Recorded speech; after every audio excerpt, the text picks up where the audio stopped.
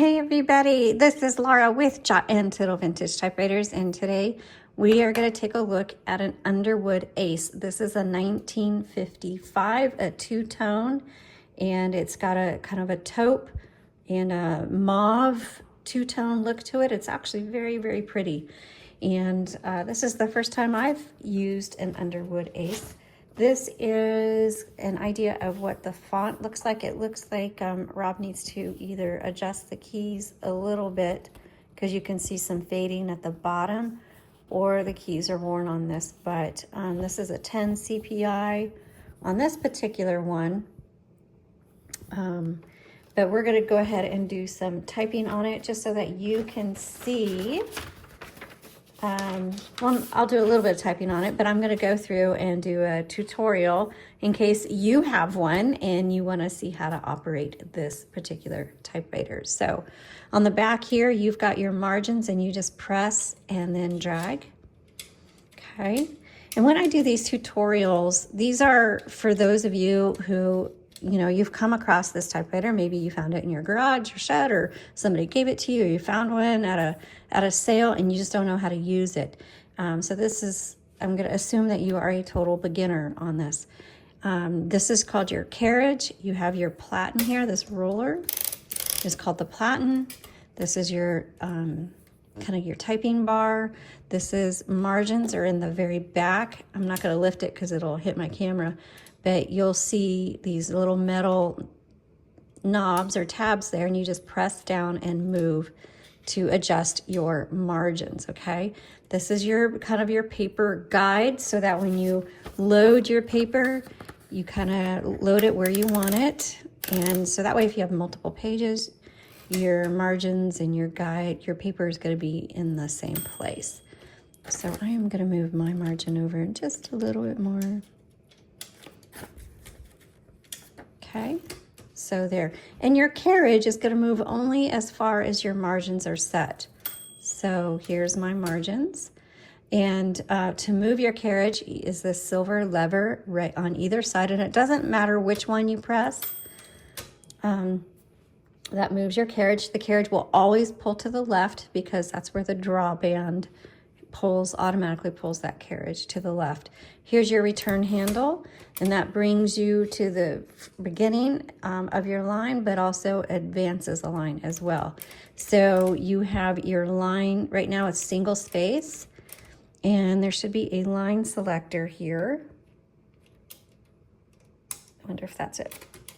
Yeah, so that's now double space. So your line selector is up on top. And then the carriage release is right here. I'm going to move the carriage to the left, and we'll take a look at the levers over here, but then we'll open this up. So this, again, is your paper bail. This is your paper release. So what it is it's holding, both of these hold your paper taut against the roller, the platen. But sometimes when you load paper, it's off. And so you just release that, adjust your paper to where you want it, re-engage it, or if you're done typing, you just release that and you pull your paper out. So that's kind of what that paper release is for. Now I'm going to open up the top, and so I make sure the handle is clear of the typewriter. Then I'm just going to pull here, pop that up, and inside is your type bars. This is your typing basket. This area is called the escapement. Here's your ribbon vibrator and your ribbons. This uses, looks like a larger universal ribbon on it. And normally this one actually threads differently than the other ones. This one, the ribbon comes underneath and around. And same here, the ribbon comes underneath and around. And then you got to make sure that the ribbon is threaded. There's a guide wire here and here. And if you go to our tutorial videos, I have a playlist on changing ribbons. Hopefully we'll have one in there for this.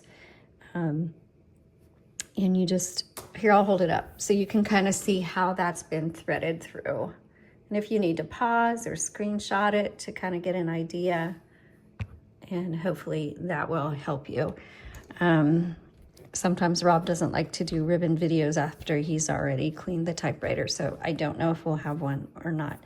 Okay, here is a touch selector. This just determines how hard this type bar is going to strike your paper there, okay?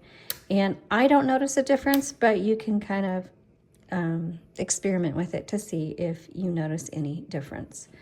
Okay, so I'm going to snap this back down.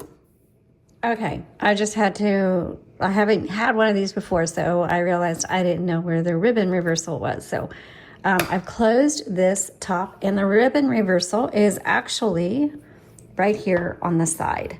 And so I'll reopen the top and kind of show you how that works.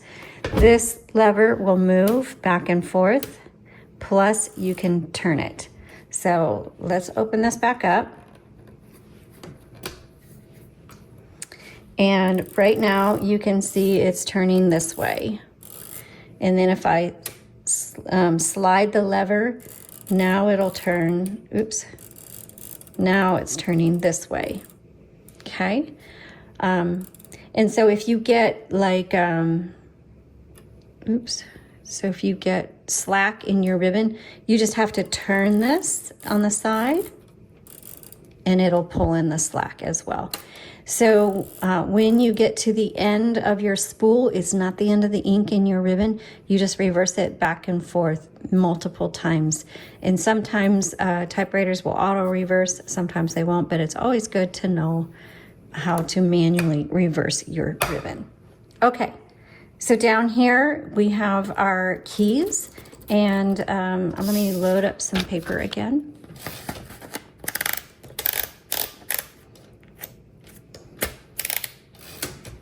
And first, this arrow is your backspace. Remember, on a typewriter, there's no delete button or, you know, anything like a correction button. You just backspace. You will make mistakes. You can X through them, do a line through them, but backspace does not erase.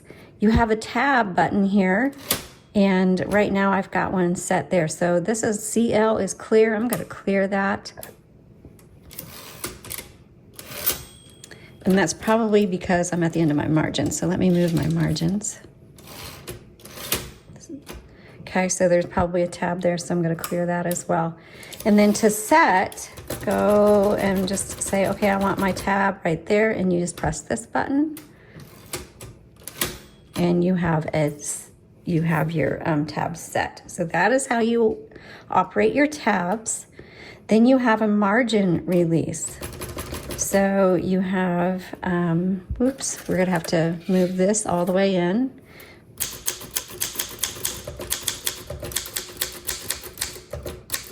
Okay, so it stopped on me. So margin release, I can finish typing my word and then hit the return handle. So that's what the MR is, margin release. Over here on the side is your color selector. The top button will be black.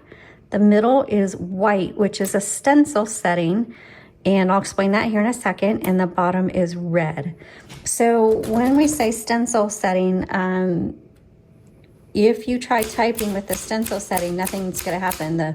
The bar is going to be hitting the paper, but it's not going to be imprinting. And if you notice the vibrator, it's not lifting the ribbon up.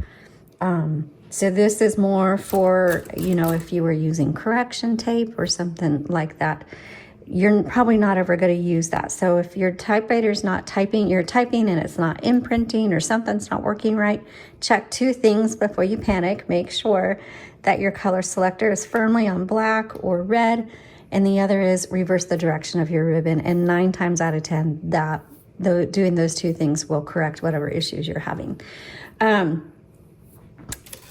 Then down here is your shift. And you have the smaller one is the shift lock. And then to release the shift lock, you just have to press firmly down on the bigger shift to release it. So that is how you use an Underwood Ace. I hope you found this helpful, and thanks so much for watching.